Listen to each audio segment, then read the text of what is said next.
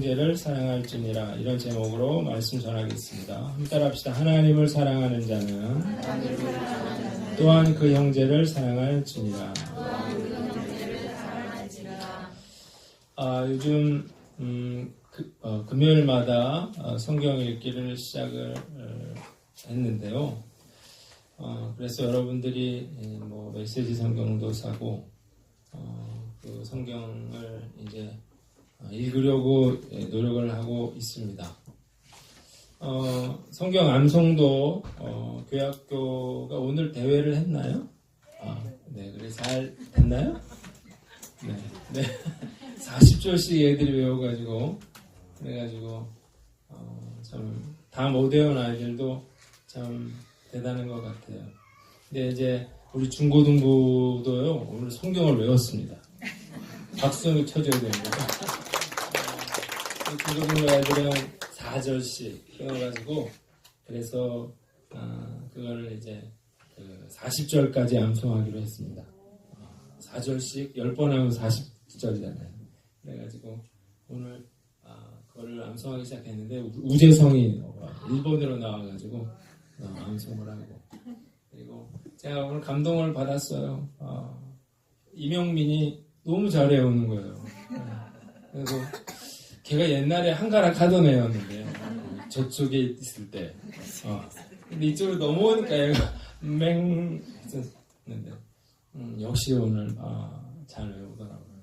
그래서 아이들이 이제 다 우리가 선물 준다 그래가지고 다 억지로 외우고 억지로 고3도 억지로 막 외워가지고 어쨌든 외우게 했는데 감사하다는 생각이 들고 그리고 성경이 참 중요하구나 그런 생각을 다시 해봅니다. 제가 이 메시지 성경을 2월 1일부터 이제 읽기 시작을 했잖아요.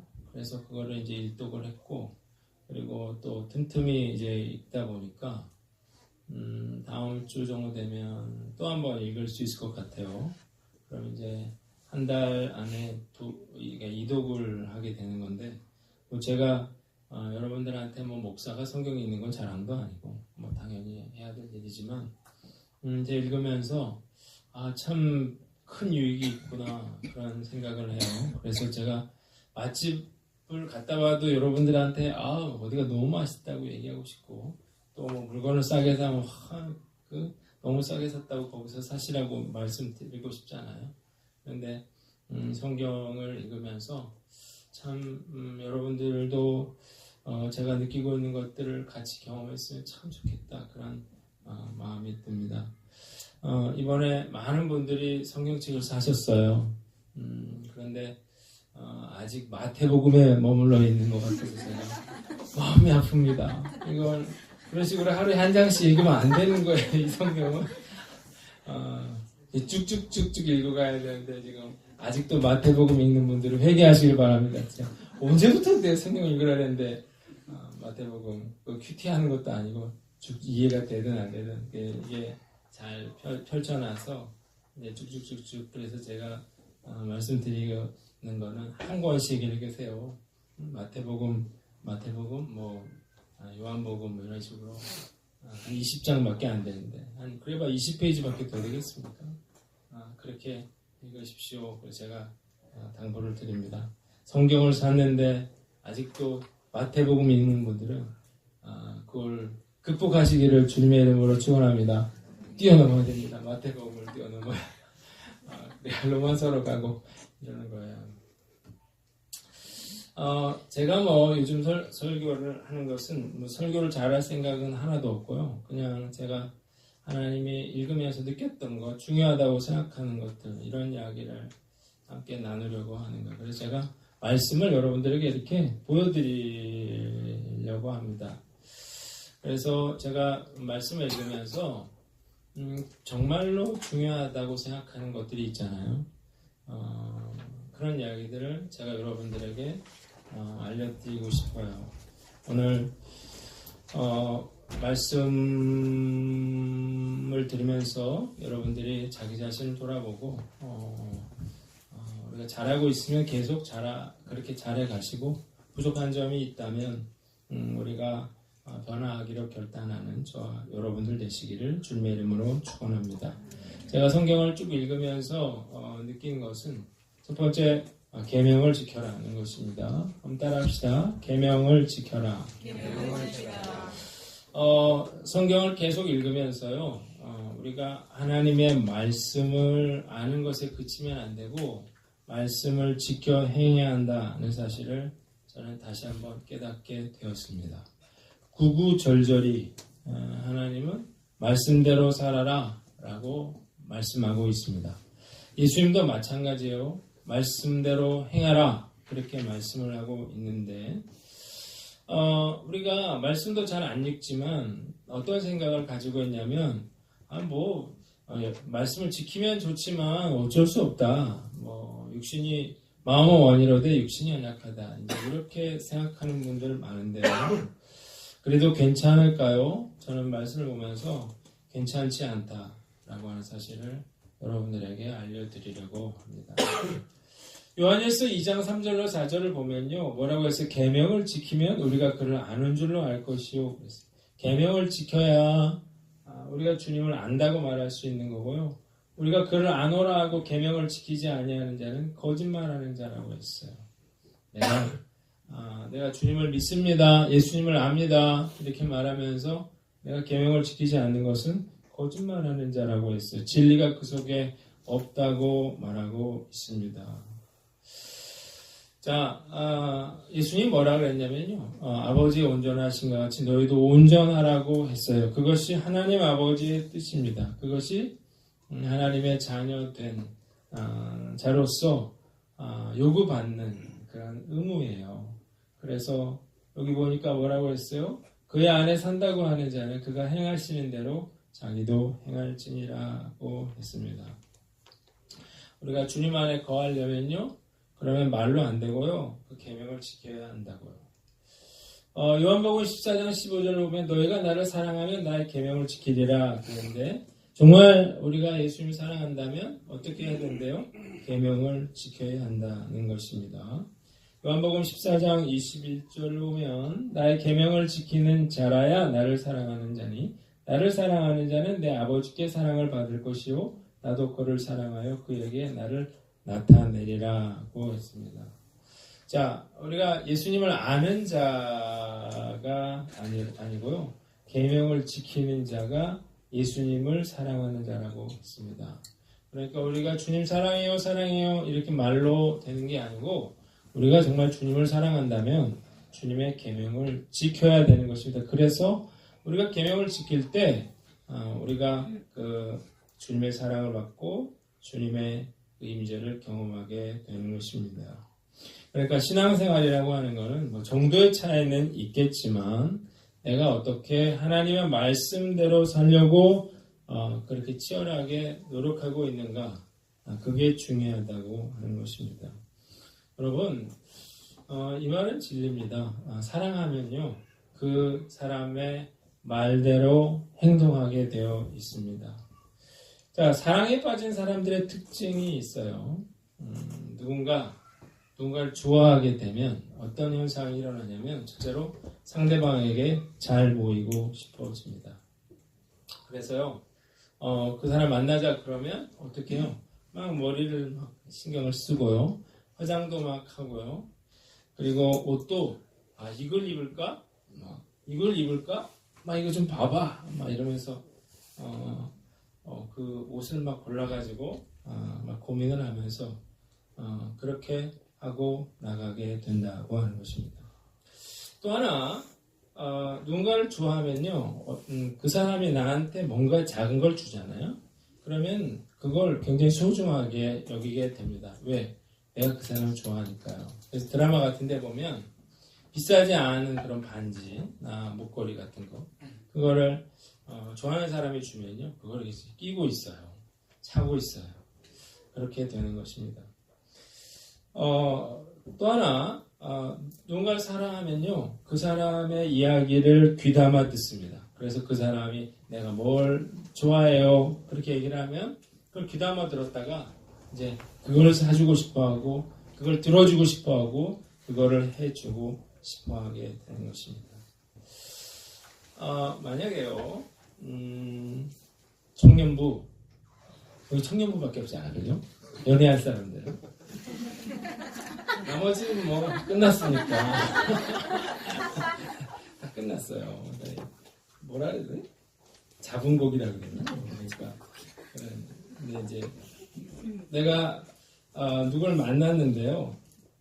상대방이 머리도 안 감고 나오고요. 추리닝 바람에 요즘엔 다 추리닝을 입던데. 대충 그렇게 나오면서 또 내가 뭔가 그 사람한테 사줬는데 선물을 해줬는데 그걸 해준지도 몰라요. 그리고 어디 있냐고 그러면 어디 있는지도 몰라요. 그리고 분명히 나하고 내가 뭐 어떻게 해달라고 그렇게 약속을 했는데요. 언제 그런 약속을 했는지도 모른다. 그러면 어떻게 해야 되겠어요? 네? 청년해. 그럼 어떻게 해야 돼? 귓방망이 뗄 것도 없고 그냥 헤어지면 됩니다. 왜 그렇게 행동을 해요? 나를 좋아하지 않는 것이죠. 좋아하면 그렇게 행동할 수가 없는 것입니다. 사람이 사람을 좋아해도 그런데요. 우리가 신앙생활도 결국 똑같은 거예요. 내가 예수님을 사랑하면 내가 예수님 말씀대로 행하고 싶어지고 내가 예수님을 사랑하면 예수님을 어떻게 하면 기쁘게 할까 그런 고민들을 하게 됩니다. 우리가 그런데도 많은 그런 성도들이 하나님을 사랑한다고 하면서 하나님 말씀에 무관심하고 또 순종하지 않는 것을 당연하게 여기는 것, 그건 말이 안 되는 거예요. 그래서 요한 사도가 그를 안오라 하고 그의 계명을 지키지 않는 것은 거짓말을 하는 자다 그렇게 말하고 있는 것입니다. 자, 여러분들이 제가 말씀을 읽으면서 느끼는 거는 말씀대로 행하지 않아도 괜찮다는 생각은 마귀가 주는 생각이라고 하는 사실을 아시기 바랍니다. 그런 이야기는 성경에 없어요. 만약에 그렇다면 이렇게 하나님이 말씀을 주실 이유가 없었던 것입니다. 우리가 하나님을 어떻게 사랑합니까? 하나님의 말씀을 지켜 행함으로 하나님을 사랑하는 것입니다. 오늘 한 가지라도 내가 하나님의 말씀대로 행하는 저와 여러분들 되시기를 주님의 이름으로 축원합니다. 자, 그러면 계명을 지키라 그랬는데 그러면 어떤 계명을 지키느냐라고 하는 거예요. 자, 그것은 바로 가장 중요한 계명은 형제를 사랑하는 것입니다. 한번 따라합시다. 형제를 사랑하라. 자, 왜 형제를 사랑하는 게 중요한가? 그 이유가 있어요. 첫째로 형제를 사랑하는 것이 하나님을 사랑하는 것이기 때문입니다. 한번 따라합시다. 형제를 사랑하는 것이 하나님을 사랑하는 것이다. 자, 여기 보세요. 말씀을 보면 자, 하나님께로부터 난 사람은 어떻게 해요?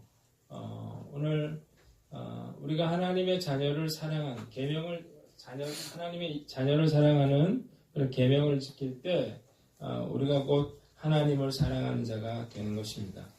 마태복음 22장에 한 율법사가 예수님께 나와서 물어봅니다. 예수님, 가장 큰 계명이 뭡니까? 그렇게 물었을 때 예수님이 이렇게 대답을 하십니다.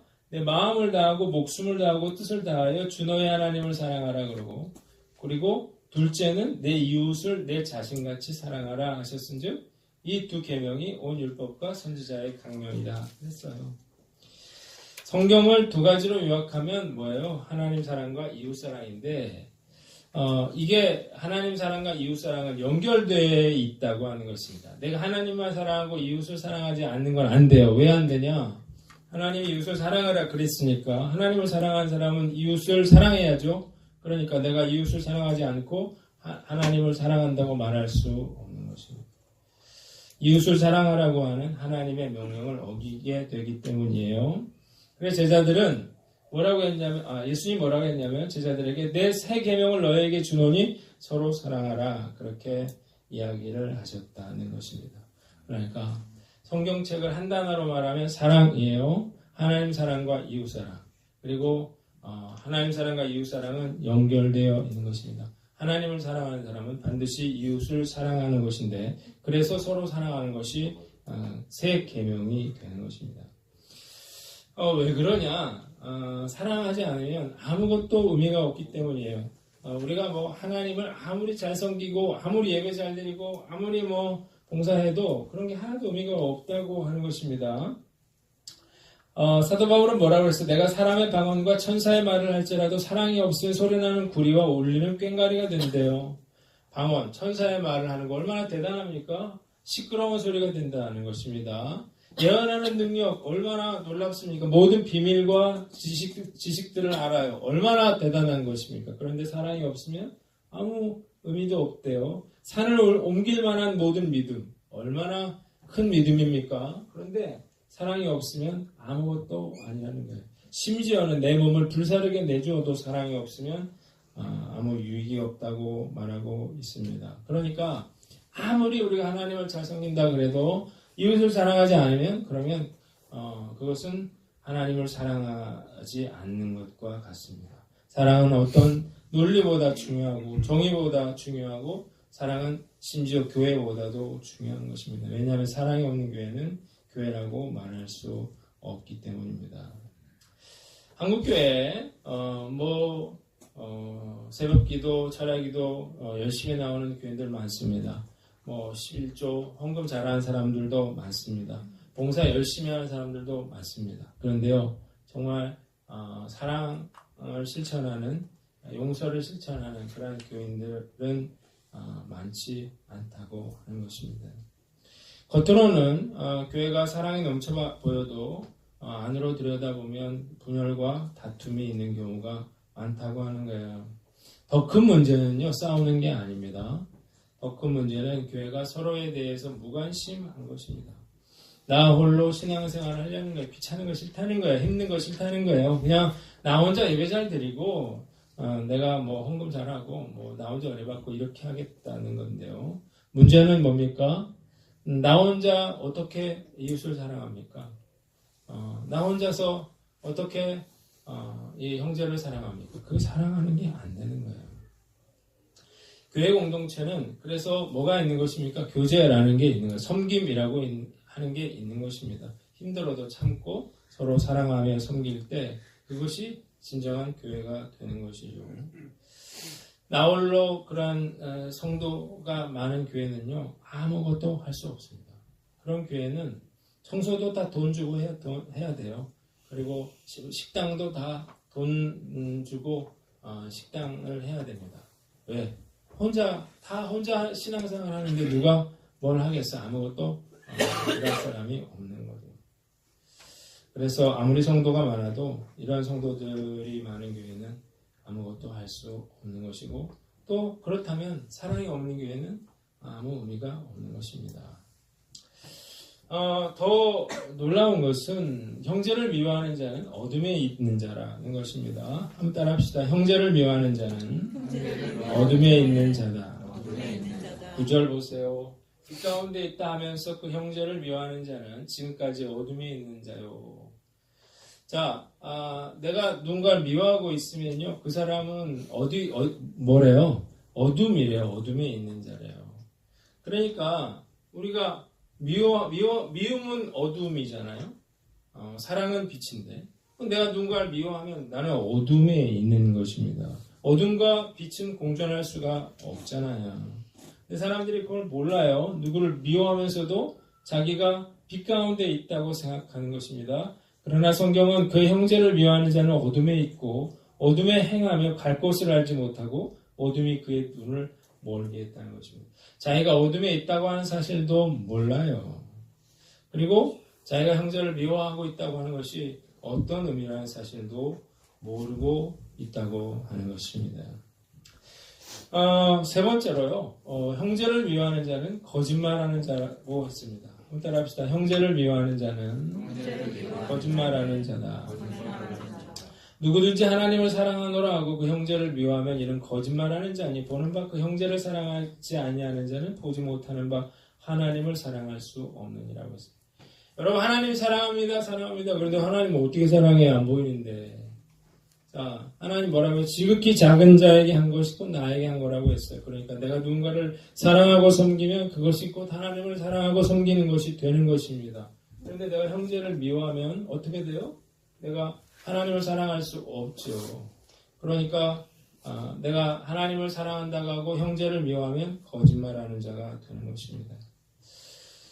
자, 그래서 21절을 보면 우리가 이 계명을 주께 받았나니 하나님을 사랑하는 자는 또한 그 형제를 사랑할지니라고. 하나님을 사랑한다고 하려면 우리가 형제를 사랑해야 한다고 하는 거예요. 더 큰 문제는요, 이겁니다. 형제를 미워하는 자마다 살인하는 자며 영생이 없다는 것입니다. 따라합시다. 형제를 미워하는 자마다 살인하는 자며 영생이 없다.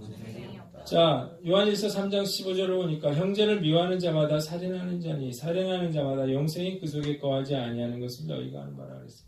여러분, 살인자가 어디 천국 가겠어요? 살인자는 지옥 가야죠. 형제를 미워하는 자는 곧 뭐라고 했어요? 살인하는 것과 같다고 했습니다. 그러니까 당연히 살인자는 그 속에 영생이 거하지 못하는 것입니다. 저는 말씀을 읽다가 깜짝 놀랐어요. 이게 우리는 신앙생활에서 잘해가지고 축복받으려 그러잖아요. 그걸 목표로 사는데 그게 아닌 것입니다. 신앙생활의 목표는 우리가 하나님을 사랑하고 이웃을 사랑하는 사람이 되는 것입니다. 그럼 나머지 게 다 이제 따라오게 되는 건데, 우리가 신앙생활 하면서도 형제를 미워하고 또 다툼이 일어나고 뭐 그러잖아요. 그런데 문제는 뭐냐면 그것의 심각성을 모른다는 것입니다. 형제를 미워하는 것이 얼마나 잘못된 것인가라고 하는 사실을 사람들이 잘 모른다는 것입니다. 여러분이 형제를 미워하면 천국에 들어가지 못할 수도 있습니다. 교회를 열심히 하고 교회를 오래 다니다 보면 스스로 믿음이 좋은 곳으로 착각하게 됩니다. 자, 그래서요, 교회요, 목사님 포함해서 장로님, 권사님, 집사님들, 이런 사람들 중에 아주 냉정하고 걸핏하면 화를 내고 또 율법적인 그런 분들이 얼마나 많은지 몰라요. 왜 그렇게 행동하나요? 내가 하나님만 사랑한다고 하면 된다고 생각하기 때문이에요. 그런데요, 우리가 하나님을 사랑한다고 하면서 형제를 미워하는 것은 거짓말하는 자요, 살인한 자요, 그 속에 영생이 없는 것입니다.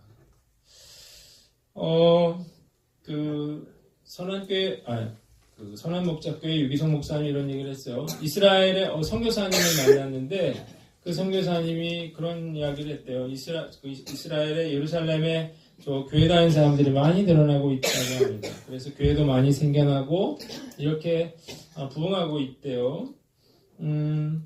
그래서 사람들이 유대인이 복음화되면 이제 예수님 오실 때 가까운 거잖아요. 그래서 이제 마지막 때가 된 게 아니냐, 이제 이렇게 사람들이 기대하고 있다고 하는데 이 선교사님은 아닌 것 같다고 했어요. 그 이유가 뭡니까? 물어봤더니 그 예루살렘에 유대인 출신인 기독교인들의 그룹이 있고, 그리고 아랍인 출신 기독교인들이 있고, 그리고 외국인들, 우리 같은 외국인들이 모이는 그런 그룹이 있는데 이 세 교회가, 이 그룹들이 절대 화합이 되지 않더라는 것입니다. 그래서 아직도 여전히 예수님 믿으면서 유대인, 아랍인 따지는 것은 과연 그들이 정말 진정으로 예수님을 믿었다고 해야 될지 모르겠다고 하는 것입니다. 여러분, 사랑하지 않고 미워하는 그러한 성도들이 많은 교회는요, 절대 부흥한 교회가 아닙니다. 왜냐하면 그 성도들이 많은지 모르겠지만 구원받지 못할 성도들이 많은 것이기 때문이에요. 자, 저는 말씀을 보면서 우리의 신앙생활의 목표를 우리가 형제를 사랑하는 것에 두어야 한다고 하는 것입니다. 그리고 내가 형제를 사랑하지 못하는 것에 대해서 우리가 그것에 대해서 심각성을 깨닫고 우리가 억지로라도 어떻게 해요? 형제를 사랑해야 한다고 하는 이야기를 저는 여러분들에게 말씀드립니다. 왜요? 형제를 사랑하는 것, 그것이 가장 중요한 계명이기 때문입니다. 오늘 나 자신은 어떤가 스스로 돌아보고 우리 형제를 사랑함으로 영생을 선물로 받는 저 여러분들 되시기를 주님의 이름으로 축원합니다. 자, 그래서 우리가 해야 되는 일은 말씀을 읽어라는 것입니다. 한번 따라합시다. 말씀을 읽어라. 알아야 뭘 하죠. 한 번도 성경을 읽어본 적이 없으니까. 그러니까 말씀에 대해서 무지하니까 말씀대로 살지 못하고, 모르니까 자기 멋대로 미워하고 비판하고 판단하면서 그렇게 사는 것입니다. 말씀을 모르면 자기가 거짓말장이라는 걸 몰라요. 자기가 살인자라는 사실을 모릅니다. 자기가 어둠 속에 있다는 사실도 몰라요. 그래서 우리가 하나님의 말씀을 제가 그렇게 읽으세요 말씀드리는 것입니다. 하나님 말씀을 읽으면, 오늘도 말씀을 들으면요, 여러분들은 뭔가를 생각하게 됩니다. 자신을 들여다보게 돼요. 그러면서 어떤 변화와 또 어떤 결단, 회복의 역사가 일어나게 되는 것입니다. 여러분들이 이번 기회에 열심히 말씀을 읽어서 정말 내가 내 안에 형제를 사랑함으로 영생을 소유하는 저와 여러분들 되시기를 주님의 이름으로 축원합니다. 말씀을 통해서 얻게 되는 가장 큰 유익은요, 말씀을 읽다 보면 나 자신이 보이거든요. 내가 정말 쓸모없구나, 내가 정말 자격이 없구나. 근데 그럼에도 불구하고 나를 이렇게 사랑해 주시는 주님의 사랑을 경험하게 됩니다. 여러분, 근데 내가 그 주님의 사랑으로 충만해지잖아요. 그러면 어떤 일이 생기냐면 내가 누군가를 사랑하고 용서하려는 그런 마음이 생깁니다. 평양 대붕 그때 회개 역사가 일어날 적에 그때 사람들이 다 나와서 회개를 했대요. 그런데 한 선교사님이 그 어떤 여인이 나왔는데 자기가 나와서 어떤 얘기를 했냐면 자기가 음행을 저질렀다, 그런 얘기를 했대요. 이 선교사님이 긴장을 한 게 그곳에 자기 그 여인의 남편이 있었거든요. 그런데 남편이 나와서 자기의 죄를 고백하고 그리고 서로 부둥켜안고 회개하는 역사가 일어났다고 합니다. 여러분, 우리가 중요한 것은요, 우리가 하나님이 나를 사랑하시고 또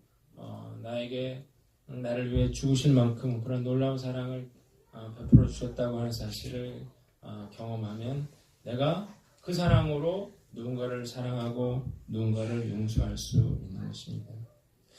어렸을 때 사랑받지 못한 아이들은 커서도 누군가를 사랑하기가 힘들어요. 사랑을 못 받아봤기 때문인데요. 여러분들이 하나님의 사랑을 많이 못 받으면 누군가를 사랑하기 어려워지는 것입니다.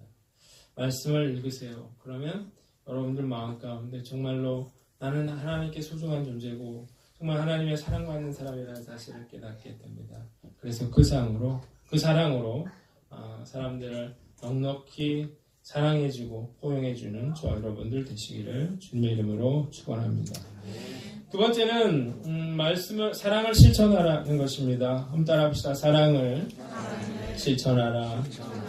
제가 백날 얘기했는데 여러분들이 하나도 실천하지 않으면 아무 의미가 없는 것입니다. 그래서 자녀들아, 우리가 말과 혀로만 사랑하지 말고 행함과 진실함으로 하라 그랬어요. 말과 혀로는 안 된다는 것입니다. 행함과 진실함으로 해야 되는데, 그러면 행함과 진실함으로 하는 것은 뭡니까? 용서하는 것입니다. 한번 따라합시다. 용서하라. 자, 여러분, 우리가 용서해야 되는 이유는 뭐냐면요, 누군가 나한테 잘못했으니까 내가 화가 났겠죠. 그런데 우리가 알아야 될 건 뭐냐면 나도 용서를 받아야 할 그런 죄인이라는 것입니다. 오늘 와가지고 여러분 용서해달라고 기도했잖아요. 용서해달라 그런 다음에 나와서 그렇게 말하면 하나님이 그 기도를 들어주겠습니까? 내가 용서받은 자로서 주님이 용서하기를 원하시거든요. 자, 그러니까 세상 사람들이 교회 사람들을 볼 때 위선자라고 말하는 것입니다. 야, 너네나 잘하라고 말하는 거예요. 너네나. 교회에서 밤낮 싸우면서 무슨 사랑이냐. 그런 세상 사람들은 그런 얘기는 안 하잖아요. 미워할 사람 미워하고 좋아할 사람은 좋아하는데 교회에서는 겉으로는 사람들 사랑하는 것처럼 하고 속으로는 막 미워하고 막 따돌리고 이렇게 하기 때문에 위선자같이 보이는 것입니다. 여러분, 제가 무슨 동영상 재벌집 동영상을 봤어요. 제가 그거 보고 참 깜짝 놀랐는데, 막 소리를 질러요. 들어보셨겠지만. 그 도대체 뭘 그렇게 저 남편한테 막 욕을 하면서 막 소리 지르고 애한테 막 화를 막 보럭보럭 내는데 왜 그렇게 화가 났나 봤더니 탄 거 먹지 말라 그랬잖아. 밥 먹기 전에. 그럼 뭔가 했더니 애가 젤리를 먹었다는 밥 먹기 전에. 그래가지고 그래서 그 남편이 내 말 들어보라고. 그 젤리를 내가 사주는 것도 아니고 내가 먹은 것도 아니고 애가 밖에서 젤리를 가져와서 먹은 건데 그랬더니 막 소리를 내가 하지 말랬잖아. 밥 먹기 전에. 그런 얘기를 하더라고. 제 걸 보면서 그래. 이 사람이 화가 난 건 내가 시킨 대로 안 해서 화가 나는 거다. 라는 생각을 하는 거죠. 여러분 화를 내는 이유가 딱 그거예요. 내가 시킨 대로 안 했다는 거예요. 내 맘대로 내가 원하는 대로 안 해줬다는 거예요. 그래서 아내가 남편한테 화를 내고 남편이 아내한테 화를 내고 부모가 자식한테 화를 내는 거. 넌 왜 내 말을 안 듣냐는 거죠. 서로 내 말을 들으라는 거예요. 그러니까 그런 싸움이 벌어지고 다툼이 벌어지는 것입니다. 여러분 그 법에 써 있습니까? 뭐 밥 먹기 전에 그런 거 먹지 말라고? 어디에 그런 말이 있습니까? 애가 이렇게 귀를 이렇게 닫고 있더라고. 너무 소리를 지르니까. 그건 더 나쁜 거 아니에요? 애 마음에 상처 주는 게. 젤리 하나 먹고 말지. 결국 싸움은 거기서 벌어지는 거예요. 내가 옳다. 내 말을 들어라. 거기서 시작되는 건데요. 그래서 어떤 마음이 생기냐면 어떻게 그럴 수가 있어? 어떻게 그럴 수가 있어?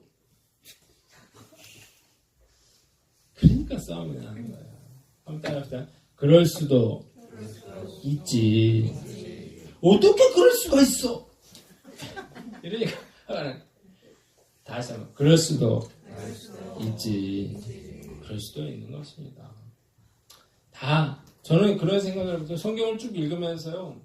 정말 가슴이 아픈 건 뭐냐면요.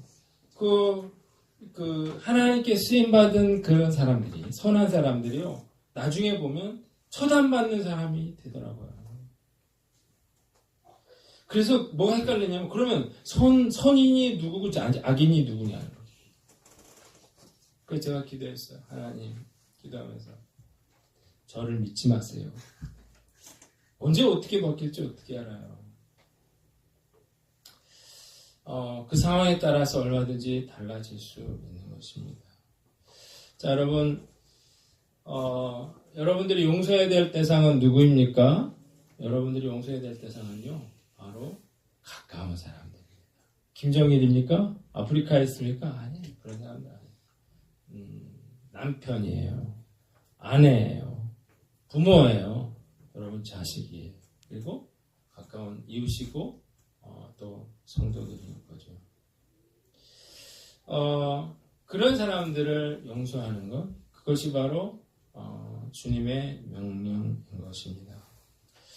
자, 여러분들이 뭔가를 그렇게 중요한 건 없어요. 이 세상에 그토록 그렇게 중요한 건 없고 열린 마음으로 화목하게 사세요.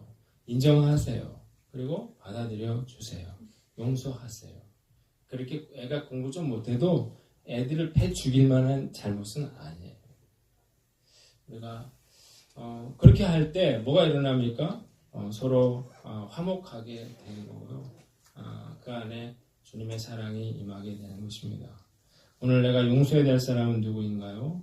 오늘 내가 용서받았기에 우리가 기쁨으로 용서하기로 결단하는 그런 저와 여러분들 되시기를 주님의 이름으로 축원합니다.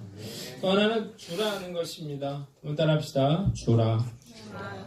좀 나누고 베풀어야 사랑하는 것이 되는 것입니다. 아무것도 안 주고 말로 되나요? 사람들이 뭔가를 받았을 때 어떻게 느끼냐면 그걸 통해서 하나님이 나를 사랑하신다는 사실을 느끼게 되는 것입니다. 그래서 어떤 목사님이 힘든 사람한테 고기 같은 걸 갖다 줬대요. 그랬더니 그 사람이 나중에 그런 얘기를 했어요.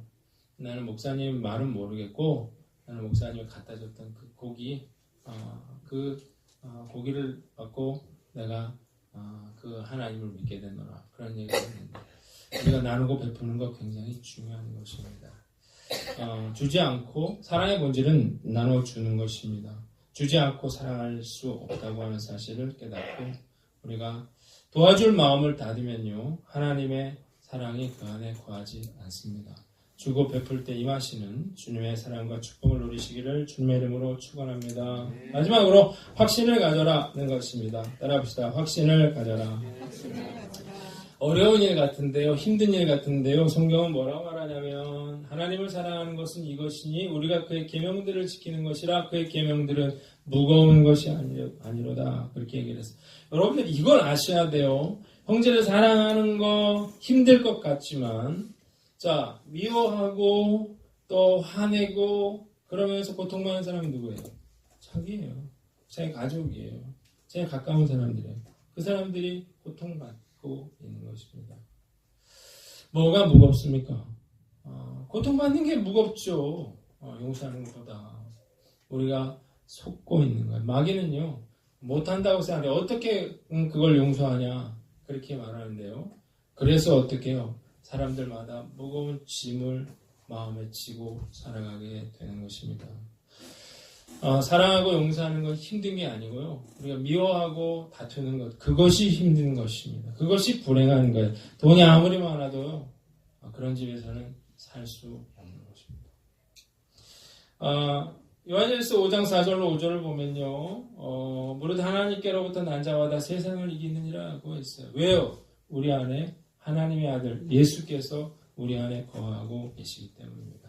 우리 힘으로는 안 되죠. 그런데 우리 안에 누가 있어요? 예수 그리스도께서 내 안에 거하신다면 그 그리스도의 능력으로 우리는 서로 사랑하고 용서하며 살아갈 수 있는 것입니다. 그래서 우리가 그 평화를 누리게 되는 것입니다.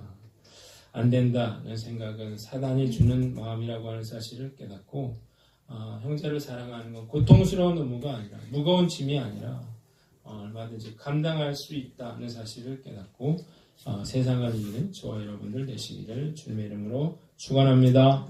축원합니다. 자, 오늘 저는 두 가지 말씀드렸는데요. 하나님의 계명을 지켜 서로 사랑하기로 결단하시기를 바랍니다. 같이 찬양하고 기도하겠습니다.